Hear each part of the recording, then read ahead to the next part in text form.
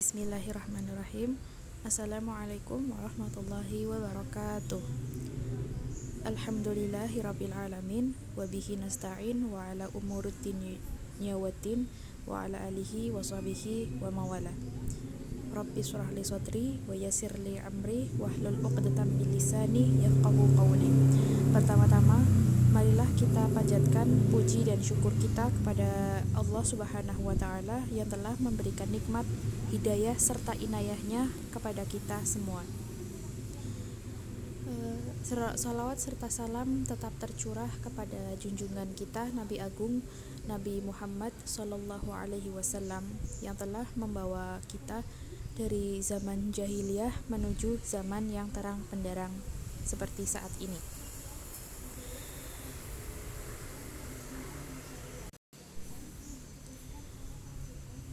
Sebelumnya, perkenalkan, nama saya Erlisa Listiani dari kelas 1 PAIB dengan NIM 22411402061 yang akan menjelaskan tentang pendidikan moderasi Islam. Yang pertama, konsep dasar pendidikan moderasi Islam. Moderasi Islam itu atau yang biasa disebut dengan wasatiyah itu adalah satu di antara banyaknya pembahasan yang muncul dalam pemikiran dunia atau yang sedang populer akhir-akhir ini dari kalangan umat Islam sendiri. Menurut Hasyim Kamali dalam bukunya, wasatiyah itu merupakan aspek yang penting di dalam Islam, tapi sayang agak terlupakan oleh umatnya sendiri, yaitu umat Islam.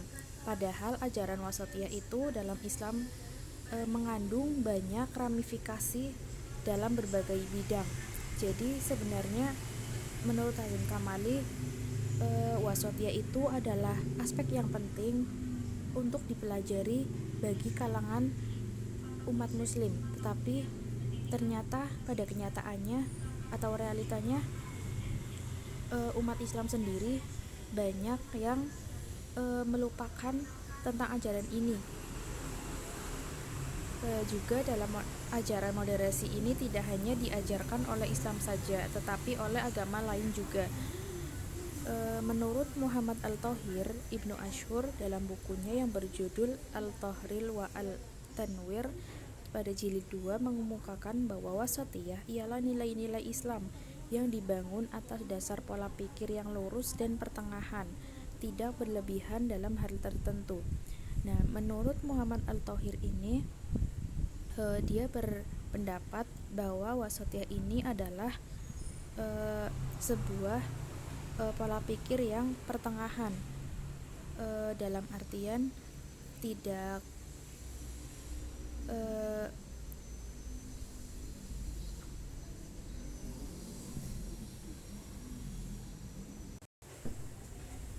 tidak berat sebelah dan tidak berlebihan dalam hal tertentu. Maksudnya tidak terlalu liberal terhadap sesuatu. Dalam hal ini yaitu tidak berlebihan dalam beragama, terutama kita sebagai umat muslim.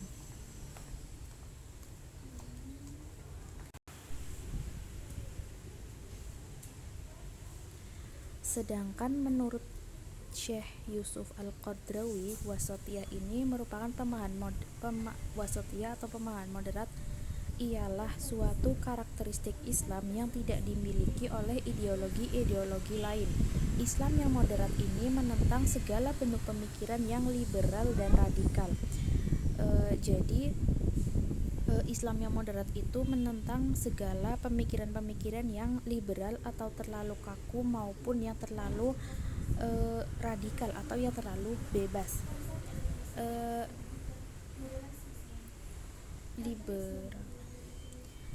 Sehingga moderasi Islam atau wasatiyah Islam adalah salah satu sikap penolakan terhadap ekstremitas dalam bentuk kezaliman dan kebatilan. Ia tidak lain merupakan cerminan dari fitrah asli manusia yang suci dan belum tercemar pengaruh negatif. Sedangkan menurut Syekh Yusuf Al-Qaradawi sedangkan menurut Syekh Yusuf Al-Qaradawi, wasatiyah atau pemahaman moderat ialah salah satu karakteristik Islam yang tidak dimiliki oleh ideologi lain. Islam ini menentang segala bentuk pemikiran yang liberal atau terlalu kaku maupun pemikiran yang radikal. Liberal di sini dalam artian itu memahami Islam dengan standar hawa nafsu dan murni yang cenderung mencari pembenaran yang tidak ilmiah. Dimaksudkan di sini ialah liberal itu terlalu fanatik terhadap Islam. Bukannya tidak boleh, tetapi sikap yang terlalu fanatik terhadap Islam itu juga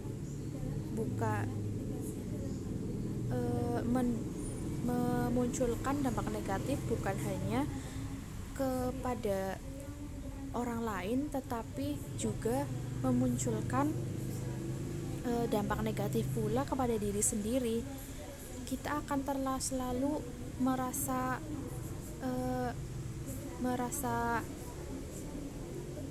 dalam artian terkekang dengan Islam ini. Sebaliknya, radikal itu adalah memaknai Islam dalam tataran tekstual yang menghilangkan fleksibilitas ajarannya. Nah, dalam pemikiran radikal ini adalah dalam artian yang sederhana adalah terlalu bebas. Memaknai Islam itu terlalu sepele, dan itu juga tidak boleh hanya melalui tekstual saja, atau apa yang contohnya itu apa yang dikatakan Al-Quran itulah yang akan dilakukannya. Contohnya tidak boleh minum khamr ini kan dalam artiannya khamr yang seperti anggur. Jadi jika seseorang hanya memahami dengan tekstual saja, berarti segala bentuk yang seperti sabu contohnya berarti itu adalah halal, dan itu tidak boleh. Selanjutnya dapat disimpulkan bahwa moderasi Islam itu adalah suatu sikap atau pola pikir yang mengambil jalan pertengahan yang lurus dan tidak berlebihan, juga tidak berpemikiran yang liberal atau terlalu kaku maupun radikal yang terlalu bebas. Yang kedua adalah prinsip-prinsip moderasi Islam. Islam ini adalah agama moderat yang mengajarkan tentang sikap sopan santun dan keharmonisan dalam berinteraksi dengan lingkungannya, baik dari lingkungan Islam itu sendiri maupun dari lingkungan yang bukan lingkungannya, dalam artian dari lingkungan yang non-muslim misalnya. Dalam ajarannya ini juga Islam itu memiliki prinsip-prinsip moderasi yang harus atau diwajibkan ya dalam umatnya untuk memahami dan mengimplementasikan serta mengaplikasikannya dalam kehidupan sehari-hari. Yang pertama adalah tawazun atau keseimbangan, yaitu sikap yang menetapkan keseimbangan dalam pertimbangan eksistensi kehormatan yang terdiri dari jasmani, ruh, dan al-aql atau akal. Prinsip moderasi Islam, kehidupan pribadi, Islam mendorong terciptanya keseimbangan antara ruh dengan akal, antara akal dengan hati, antara hak dengan kewajiban, dan lain sebagainya. Jadi keseimbangan di sini itu menetapkan suatu sikap tidak hanya melalui salah satunya saja, tetapi harus dengan jasmani, ruh, dan akal.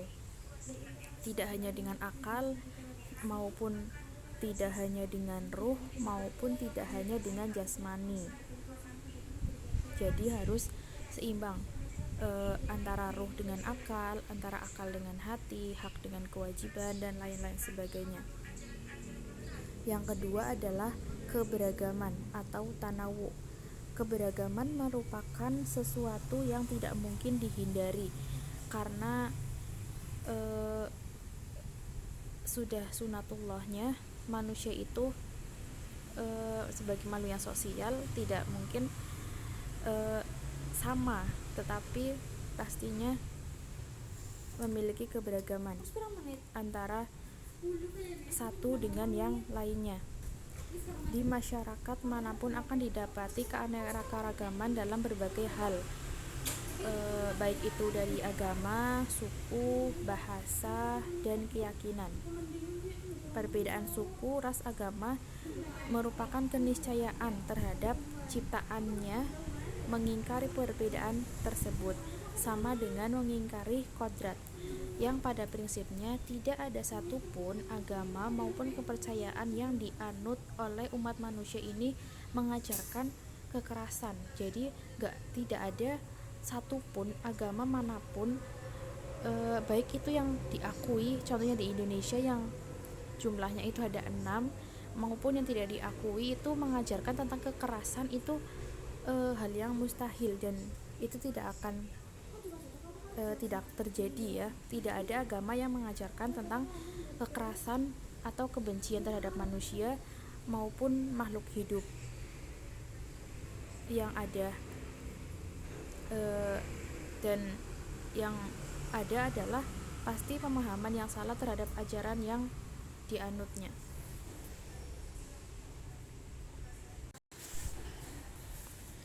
Yang ketiga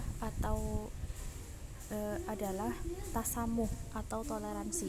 Seperti yang sudah kita ketahui, toleransi ini adalah sikap menghormati perbedaan antara manusia satu dengan manusia yang lainnya.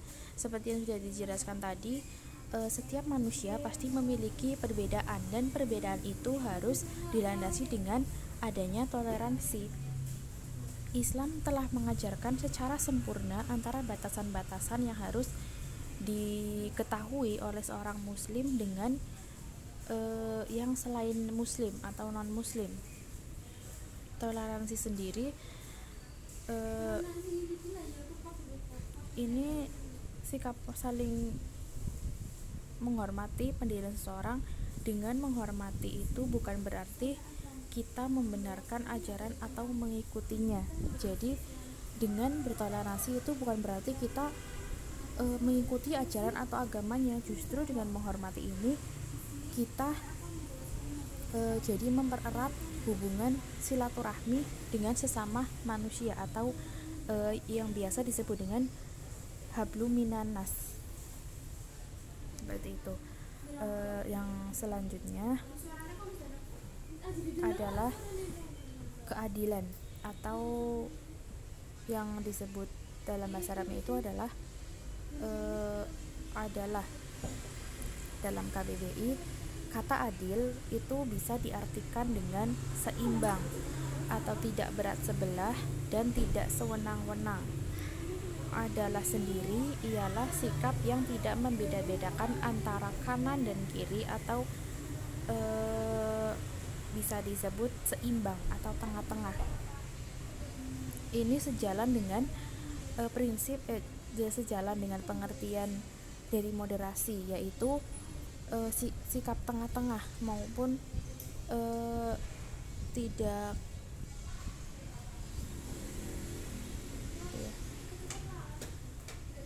sikap tengah-tengah maupun seimbang antara kanan dan kiri.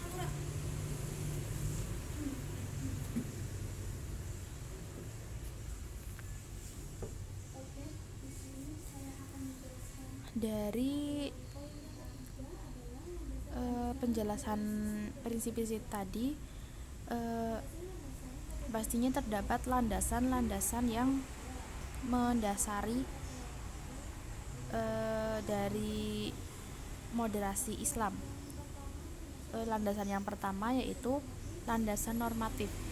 Landasan normatif ini dalam moderasi Islam itu bisa dijelaskan sejalan ya, seperti yang dijelaskan di dalam surat Quran surat Al-Baqarah ayat 143 yang berbunyi Bismillahirrahmanirrahim, wa kadzalika ja'alnakum ummatan wasatan takunu syuhada'a 'alan nasi wa yakunur rasulu 'alaikum syahida, yang artinya demikian pula kami telah menjadikan kamu atau umat Islam umat pertengahan agar kamu menjadi saksi atas perbuatan manusia dan agar Rasul atau Nabi Muhammad menjadi saksi atas perbuatan kamu. Al-Misbah dalam tafsirannya menjelaskan pada kalimat demikian pula kami telah menjadikan kamu wahai umat Islam, yaitu umatan yang wasotan atau umat yang pertengahan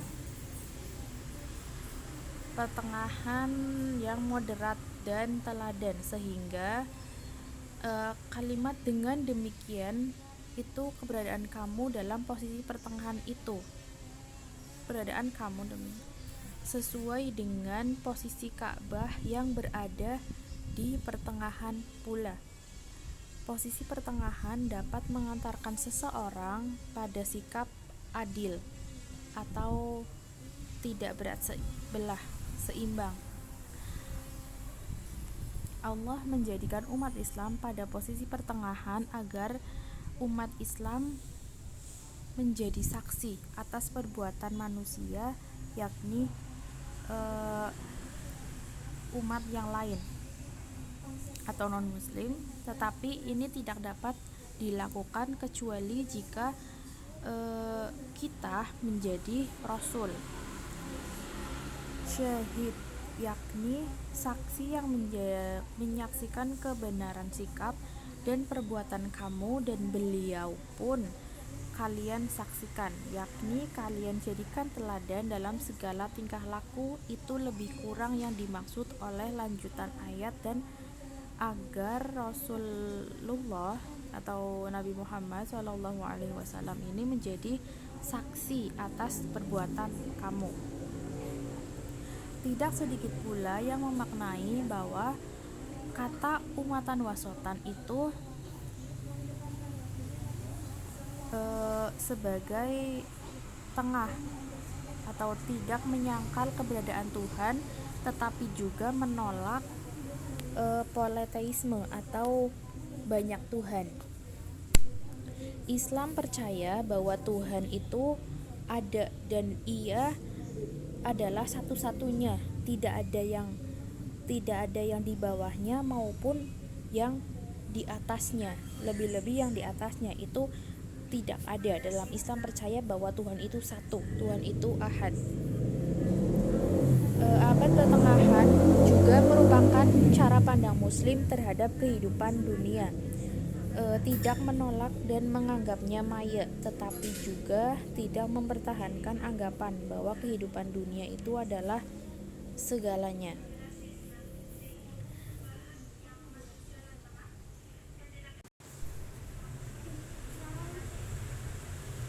Perspektif Islam tentang kehidupan berpandangan bahwa ada akhirat selain dunia. Iman dan perbuatan baik di dunia ini mempengaruhi kesuksesan akhirat. Jadi pada abad pertengahan itu memandang jika terdapat akhirat selain dari dunia, dan segala perbuatan kita baik perbuatan yang atau disebut dengan amal ya, amal baik maupun buruk kita selama di dunia ini mempengaruhi terhadap kehidupan kita selanjutnya di alam akhirat. Ketika pandangan diarahkan ke langit, itu kaki kita harus tertanam di tanah agar manusia tidak tenggelam dalam kehidupan dunia yang fana ini, atau materialisme, atau terbang ke dalam spiritualisme. Islam mendesak para pengikutnya untuk mengejar tujuan material duniawi sambil mempertahankan kebajikan ilahi. Ini dimaksudkan Islam mengajarkan kepada umatnya itu untuk berlomba-lomba dalam tidak hanya dalam duniawi saja, tetapi harus diseimbangi juga dengan berlomba-lomba dalam kebaikan untuk kehidupan akhirat, tetapi harus sedikit lebih berat mencari kehidupan akhirat daripada dunianya.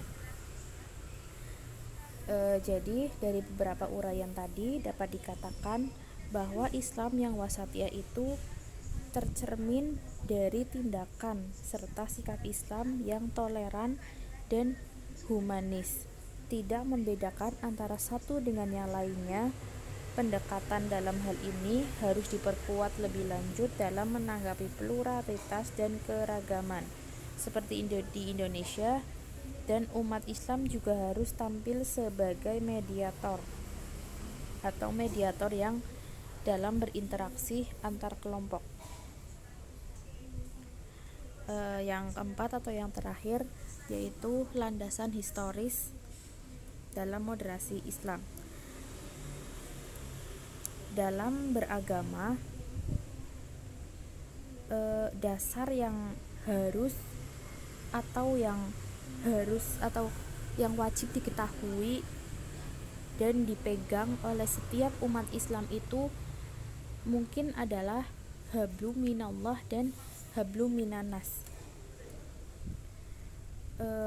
Hablum minannas ini atau hablum minallah bukan hanya diperuntukkan untuk umat Islam saja, tetapi juga untuk umat beragama lainnya. Selain untuk menjalin hubungan dengan Sang Pencipta, dalam konteks moderasi Islam ini ialah Allah, dengan kita sesempurna mungkin menjalankan yang diperintahkannya dan menjauhi larangannya. Menjalankan apa yang diperintahkannya ini terutama dalam hal ibadah, contohnya sholat, puasa, zakat, dan ibadah-ibadah mahda yang lainnya. Kita juga dituntut untuk menjalin hubungan yang baik antar sesama manusia. Dalam Islam sendiri terdapat banyak sekali golongan-golongan atau kelompok-kelompok Islam, seperti contohnya kelompok NU, kelompok Muhammadiyah, Hizbut Tahrir, gerakan Wahabi, Ikhwanul Muslimah, dan kelompok-kelompok atau gerakan-gerakan lainnya. Banyak sekali di Indonesia gerakan-gerakan atau golongan-golongan seperti ini. Namun di Indonesia ada atau terdapat dua golongan yang sangat berpengaruh di Indonesia, yaitu organisasi golongan NU dan Muhammadiyah.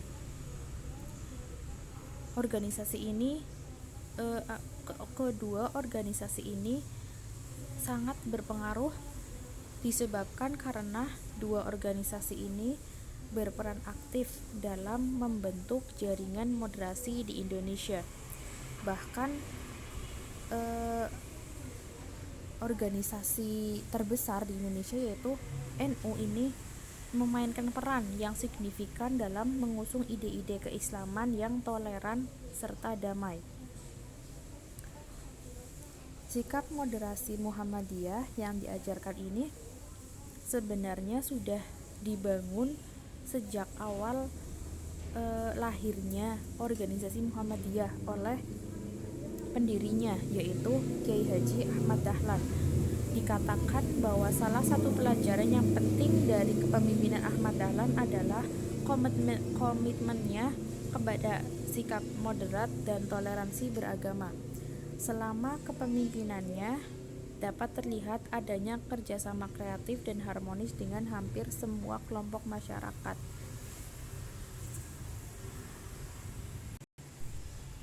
Sementara itu, sikap moderat yang diajarkan oleh organisasi NU ini tidak dapat dilepaskan dari akidah aswaja atau ahlussunnah wal jamaah yang dapat digolongkan paham moderat. Dalam organisasi NU ini berakidah dengan mengakui 4 madhab, yaitu madhab Hanafi, Maliki, Syafi'i, dan Hambali. Dalam bidang fikih juga NU mengakui 4 madhab tersebut.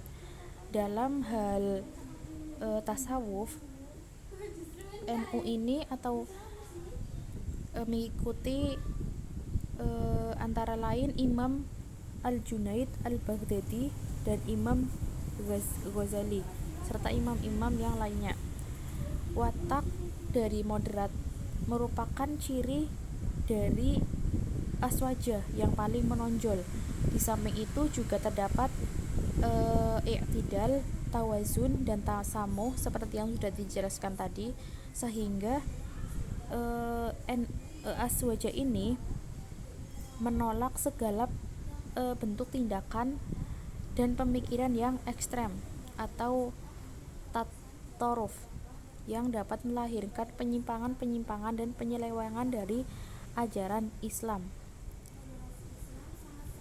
Dalam pemikiran keagamaan juga dikembangkan keseimbangan antara penggunaan wahyu atau nakliyah dan rasio atau akliyah atau dengan menggunakan akal, sehingga dimungkinkan dapat terjadi akomodatif terhadap perubahan-perubahan di masyarakat sepanjang tidak melawan doktrin-doktrin yang dogmatis. Masih sebagai konsekuensi terhadap sikap moderat, aswaja juga memiliki sikap-sikap yang lebih toleran, yaitu terhadap tradisi dibanding dengan paham kelompok-kelompok Islam lainnya, yaitu ahlussunnah ini mempertahankan tradisi atau adat dari suatu masyarakat, tetapi ahlussunnah tidak menghapus seluruh dari tradisi-tradisi masyarakat tersebut, tetapi mereka mempertahankan tradisi atau adat dari masyarakat, tetapi dengan tidak menerima seluruhnya dan mengisinya di tengah-tengahnya dengan nilai-nilai keislaman. Pemikiran aswaja ini sangat toleransi terhadap pluralisme pemikiran. Berbagai pikiran yang tumbuh dalam masyarakat muslim mendapatkan pengakuan yang apresiatif. Dalam hal ini, aswaja ini sangat responsif terhadap hasil pemikiran berbagai madhab, bukan saja yang masih eksis di tengah-tengah masyarakat seperti madhab Hanafi, Maliki, Hambali, melainkan juga terhadap madhab-madhab yang pernah lahir. Contohnya, salah satunya adalah Imam Daud Al-Dhahiri.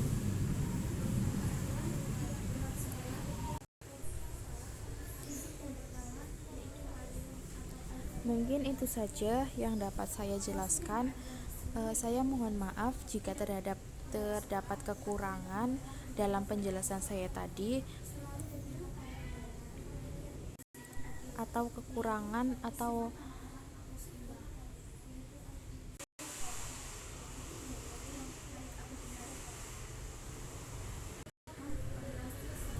mungkin itu saja yang dapat saya jelaskan. Mohon maaf jika terdapat kekurangan dalam hal menjelaskan materi-materi yang sudah dijelaskan tadi.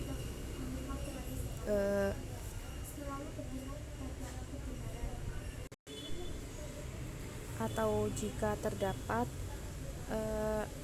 kesalahan-kesalahan dalam menjelaskan satu persatu dari materi tadi. Saya tutup. Subhanakallahumma wa bihamdika asyhadu an la ilaha illa anta astaghfiruka wa atubu ilaik. Terima kasih. Wassalamualaikum warahmatullahi wabarakatuh.